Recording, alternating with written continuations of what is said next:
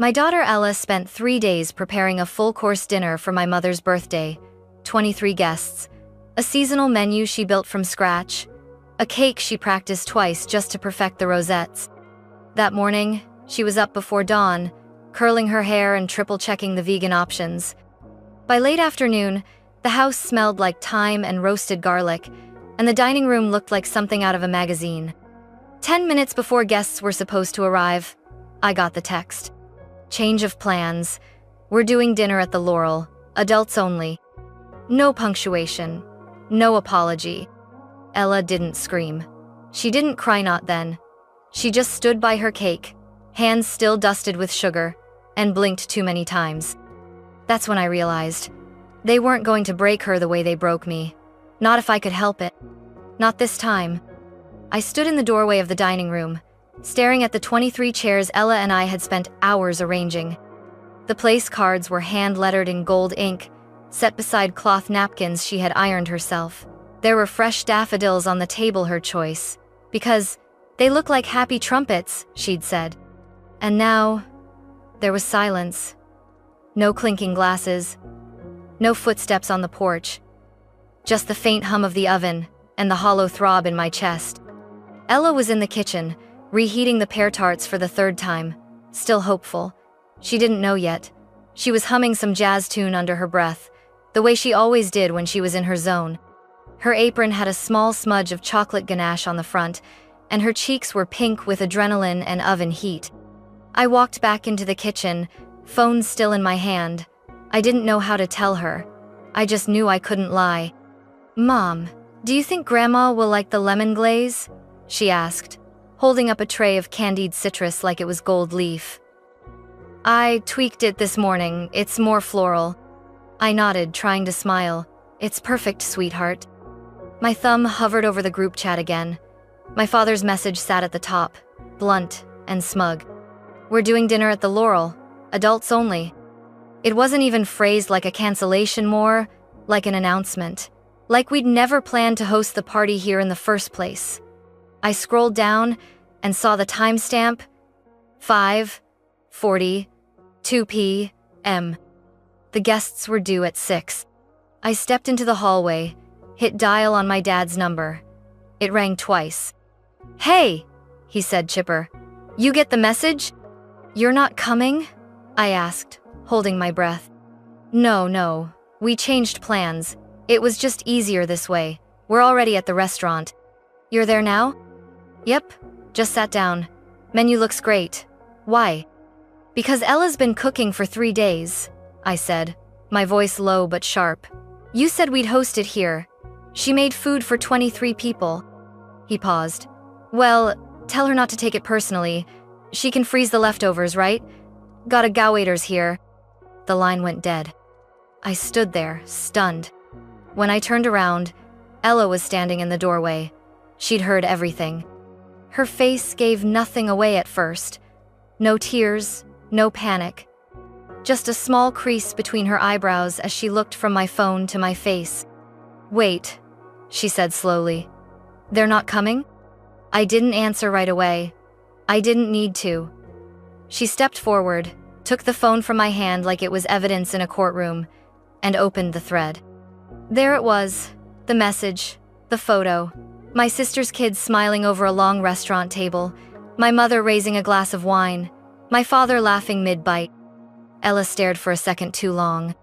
And then, without a word, she walked back into the kitchen, looked at the cake 3 layers, lavender frosting, piped white chocolate lacy, and said, barely above a whisper, "We should throw it all out." I shook my head. Not this time. She didn't cry. She just stood in front of the cake she'd poured her whole heart into, fingers twitching at her sides like she wasn't sure whether to throw it, hug it, or collapse next to it. I watched her breathe too shallow, too fast. Her shoulders moved, but her face stayed still. That kind of quiet? It breaks you more than sobbing ever could. I took a step forward. "Ella, I'm fine," she said too quickly. "It's just food, right?" No, it wasn't. It was 3 days of preparation. It was the hand-whipped ganache, the individual dietary adjustments she researched until midnight. It was the sugar-free pear tart she made just for Grandma's diabetic neighbor, even though that neighbor hadn't RSVP'd. It was all the, "Do you think they'll like it?" questions she asked me every night. I called my mother next. It rang once. "Hello," she answered, bright as ever. "Did you really just not come?" I asked. There was a sigh. "Claire, don't start. We planned this for weeks. Ella. We just thought it would be more convenient," she cut in. "And honestly, we didn't want to risk anyone getting sick. I mean, she's 17. She's not 5, I snapped. She's trained. She sanitized everything. She even wore gloves while plating." "Well, it's sweet," she replied. "But it's not real cooking. Not like at a restaurant." I hung up before I screamed. Then I called my sister. Not because I expected better, but because I hoped, maybe, just maybe, she'd been left out of the decision. She hadn't. "Claire," she said with a mock, gentle tone, "don't guilt everyone over this. Ella's being dramatic. She's 17.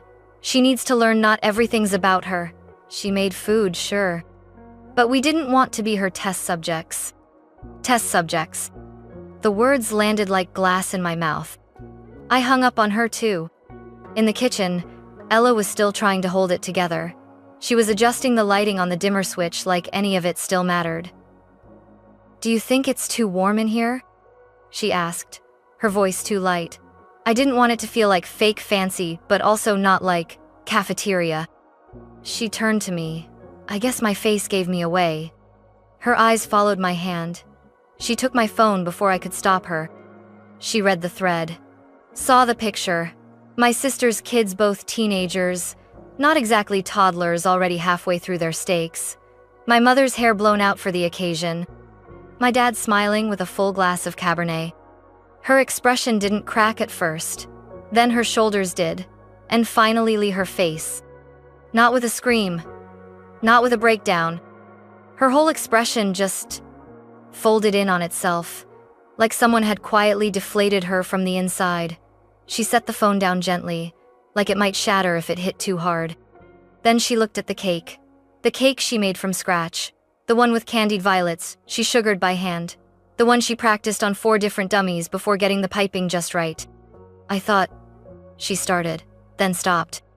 "I thought they'd at least try it." I walked toward her, arms open. But she stepped back.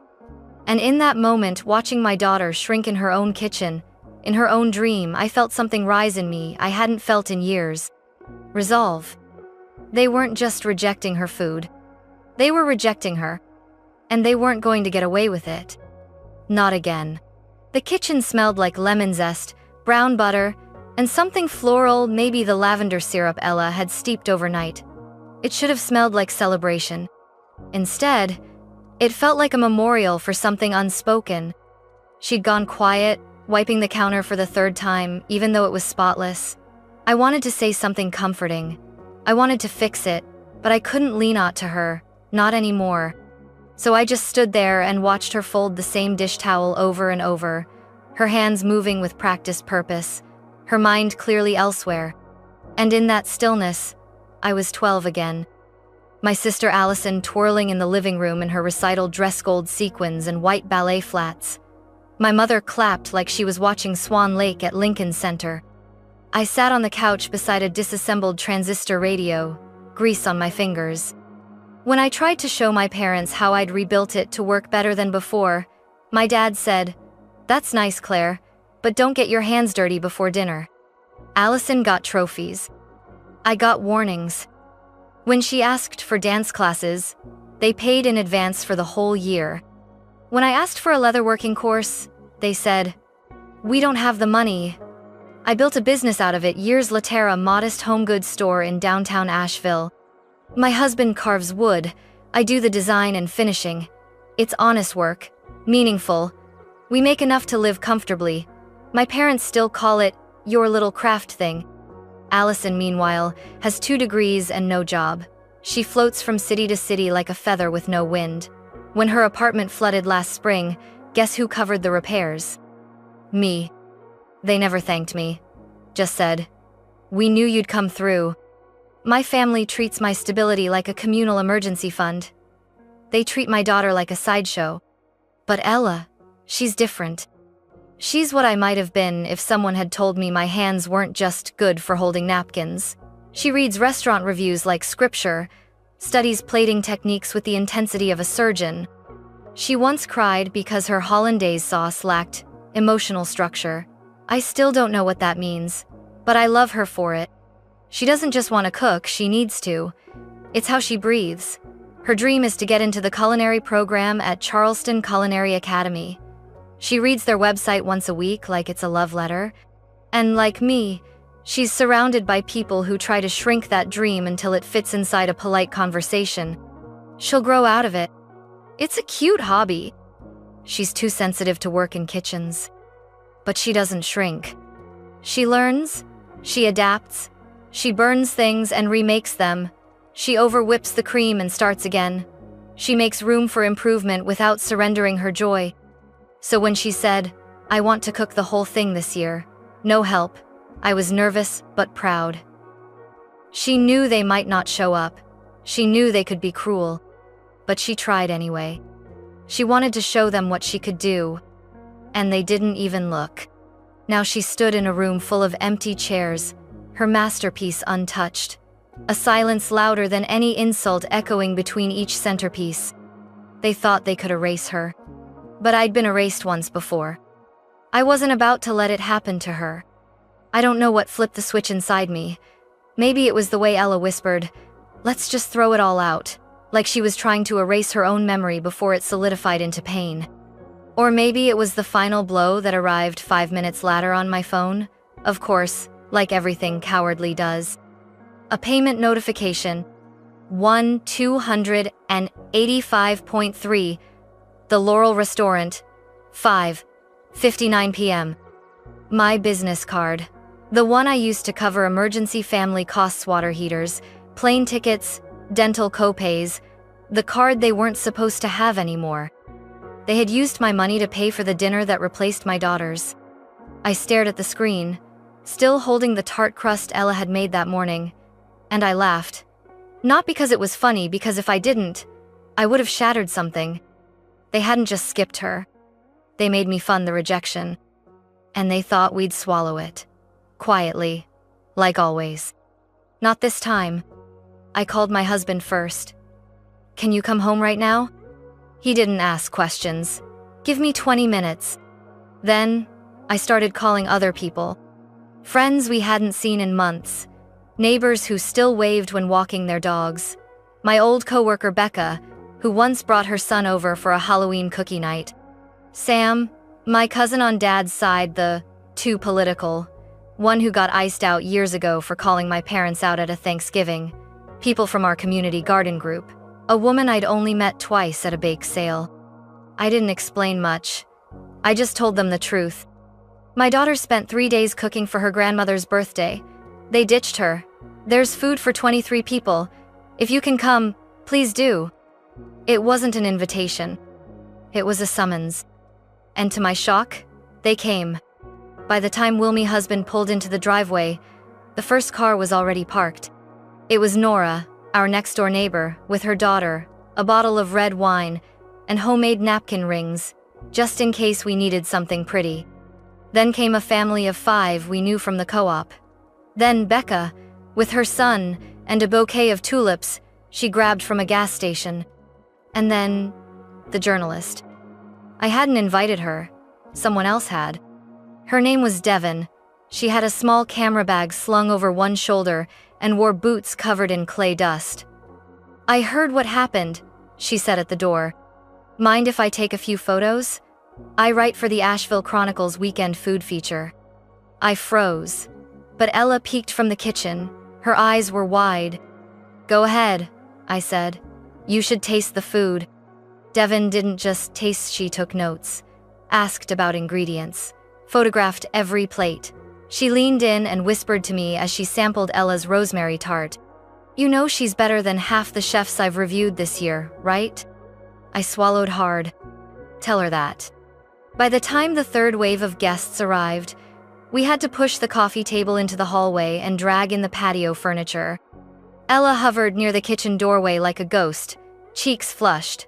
"Mom, what are you doing?" "I'm salvaging your dignity.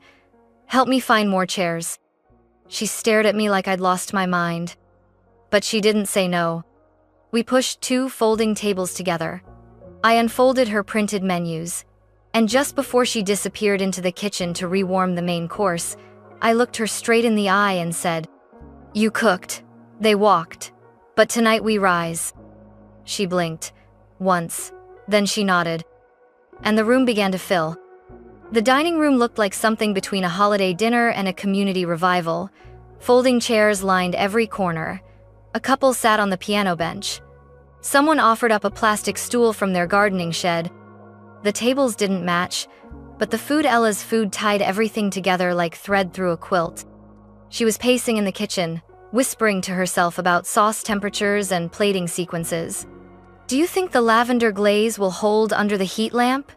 she asked me, half panicked. "We don't have a heat lamp," I said gently.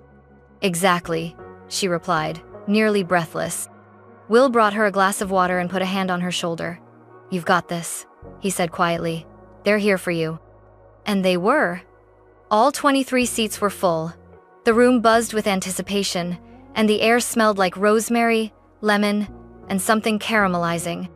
Ella peeked from the kitchen like a cautious raccoon. Do I serve now?" I looked at her. "No, you serve your menu."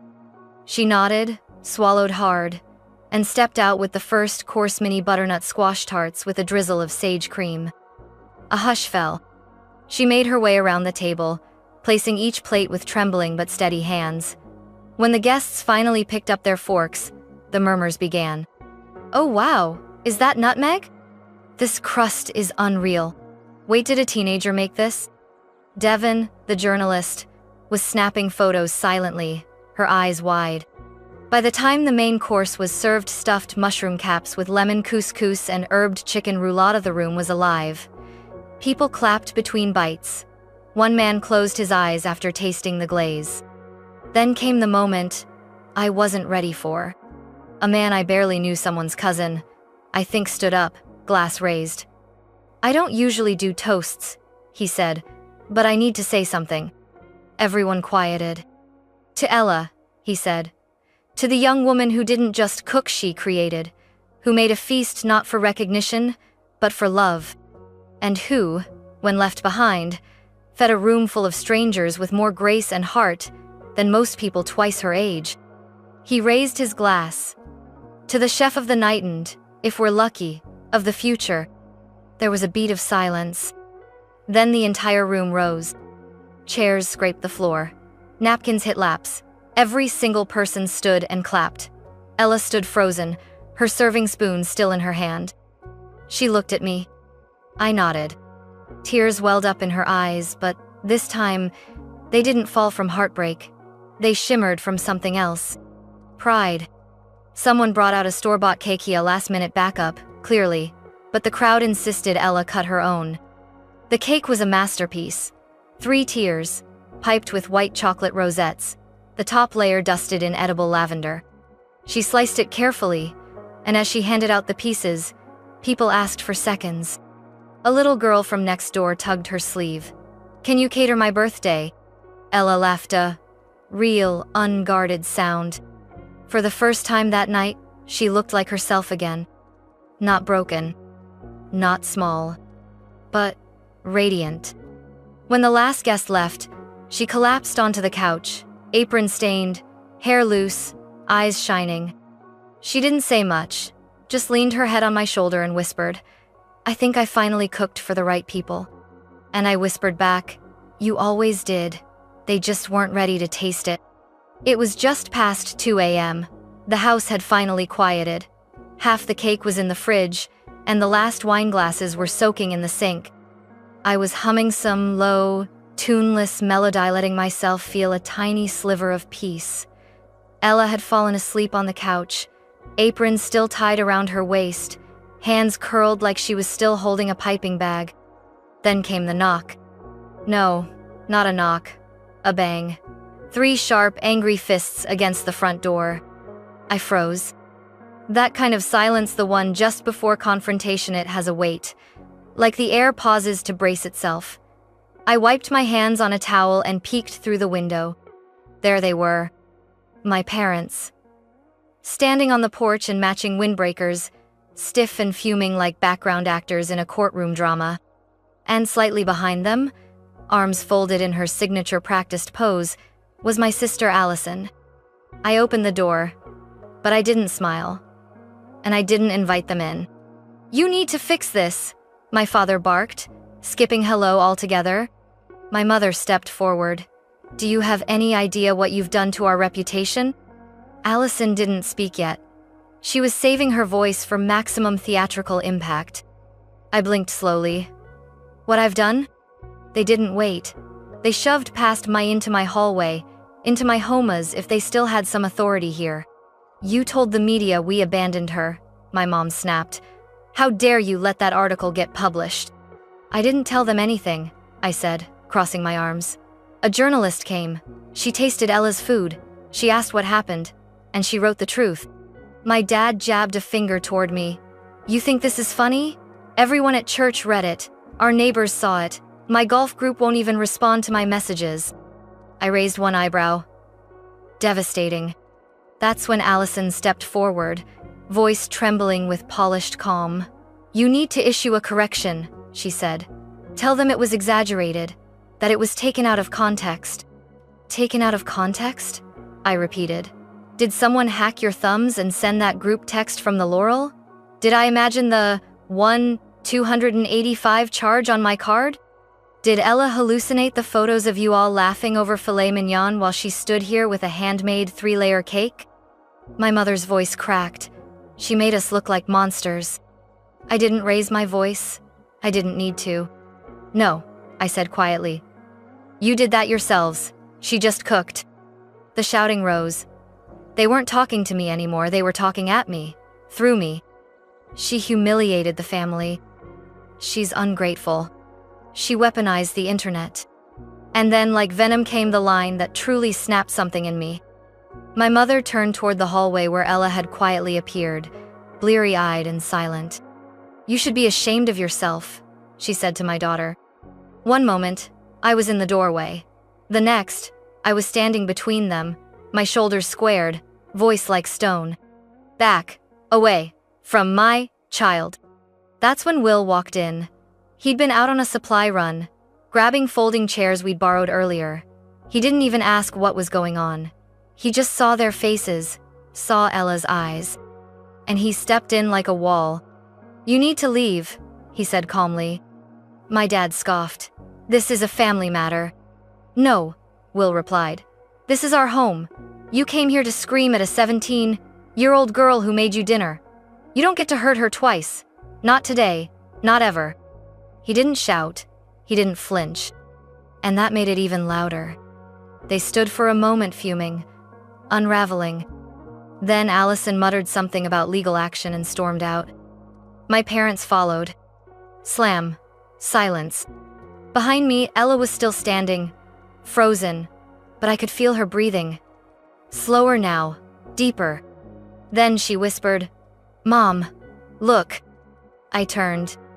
Across the street, Jeff, the neighbor who ran the local Facebook group, stood on his front lawn, phone in hand, still recording.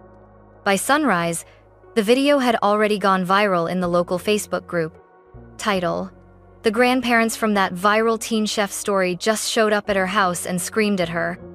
It had over 3.0 shares in 4 hours. The comments came faster than I could read them. "Who yells at a teenager over a cake? That poor girl deserved better. This is why people go no contact with family. I'd be proud if my daughter could cook like that." I scrolled through them with one hand while stirring Ella's cocoa with the other. She was still curled up on the couch, half asleep, emotionally worn raw. Her apron was gone, but her hair still smelled faintly like vanilla and thyme. Before I blocked them, I saw the last few texts from my parents. "You've ruined us. We'll take legal action if you don't correct this. This is elder abuse. Elder abuse." Because I let the world see the truth? I didn't reply. I blocked all three, Mom, Dad, and Allison, along with the group chat they used to control. Then I did one more thing. I deleted the credit card they'd used from my business account. That particular betrayal would never happen again. Instead of ranting online, I posted a single line: "We stand by every word, and we're done protecting people who hurt our daughter." I expected backlash. What I got was support. Friends from college I hadn't heard from in years sent messages of encouragement. A chef from a small bistro in town emailed Ella and invited her to do a stage in their kitchen over the summer. A representative from Charleston Culinary Academy, very program Ella used to whisper about, left a comment under the article: "We've heard of Ella. We'll be watching her journey." Ella didn't say much at first. She just blinked at the screen, rereading the comment over and over like it might vanish if she stopped. Then she whispered, "They saw me." And that broke me. Not in the way I'd broken before, quiet, polite, invisible, but in the way you break when something too good to be real actually is. When all the pain, the rejection, the buried hurt, it suddenly becomes the soil for something better. We didn't celebrate.